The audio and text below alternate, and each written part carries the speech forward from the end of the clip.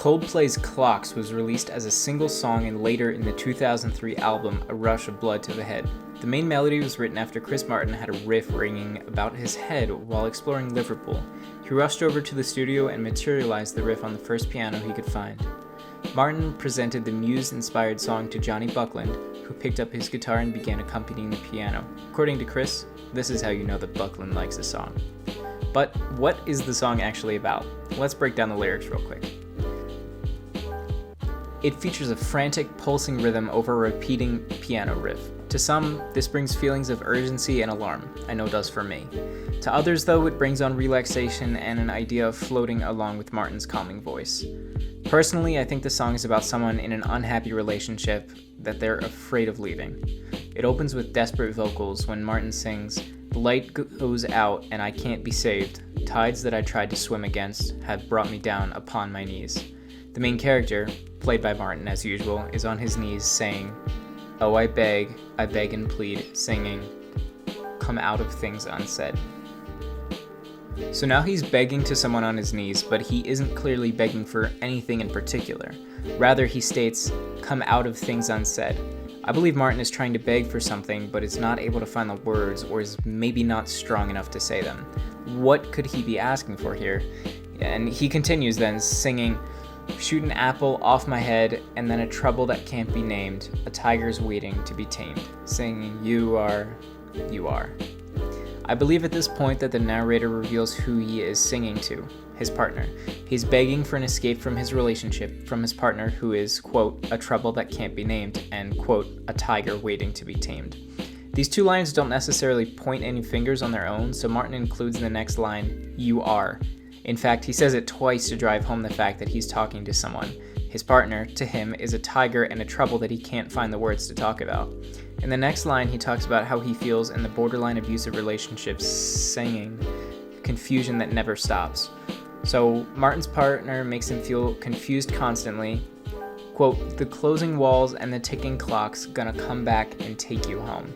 By talking about these clocks, I believe that Martin is talking to himself, basically saying that it will be over eventually. The walls are closing in on my partner, and the clocks, or time, are going to take her away. Finally. Quote, "I could not stop, that you now know," singing. In this lyric, Martin hints that he doesn't have control over the song or what he's singing to her. I believe that he's trying to explain some sort of word vomit that he's going through. He at first couldn't find the words to say his feelings about his relationship, but he has now broken through the wall and he cannot stop spilling out his guts. In the next verse, Martin begins to second guess himself again, stating, "Cursed missed opportunities am I, a part of the cure, or am I a part of the disease?" Singing. He doesn't know whose fault these problems are. Is it his fault or his partner's? In the following verse, Martin stops second-guessing himself and decides whose fault it is by singing, quote, you are," for 6 times. These problems, this entrapment and abuse is because of his partner, but then he continues by singing, "and nothing else compares," 3 times in a row. He wants out, but at the same time he has nothing else in his life that compares to his partner. Perhaps this is a good thing though. Nobody would want one, let alone 2 things in their life that are as abusive as the narrator's partner. The clocks are ticking from earlier in the song, the walls are closing in. Martin finishes the song by singing twice, "Home, home is where I wanted to go." Martin wants to go home, away from his partner, but at the same time he has spent so much time with her that perhaps he doesn't know where home really is. Perhaps it is her. He illustrates this with the final line, "Home, home where I wanted to go," and then by saying, "you are." The single went on to be one of the all-time greatest hits for Coldplay, still often played on the radio almost 2 decades later. The lyrics often play the trick of gliding past the audience, letting them enjoy the music simply and without trying to understand the meaning of the song. If there's anything we've learned from analyzing these Coldplay songs, we know that the songs are deep, cutting, and damaging. For many, it's probably better that we just try and enjoy it rather than trying to understand.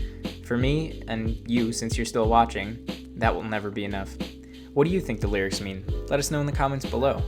If you're new to this channel, I'd like to welcome you. This is the second installment of our song meanings. Go check out the other one. It's The Scientist by Coldplay, which is pretty cool. You know, I don't love Coldplay that much, and it's weird that I picked 2 Coldplay songs to do, but I think we're going to do a Pearl Jam song next, and it's probably going to be my favorite song. So stay tuned for that, like the video if you liked it, and hit that little dinner bell next to the subscribe button. That way you get notified when the next video comes out. Thank you for watching, remember that plastic is evil, and I'll see you next time.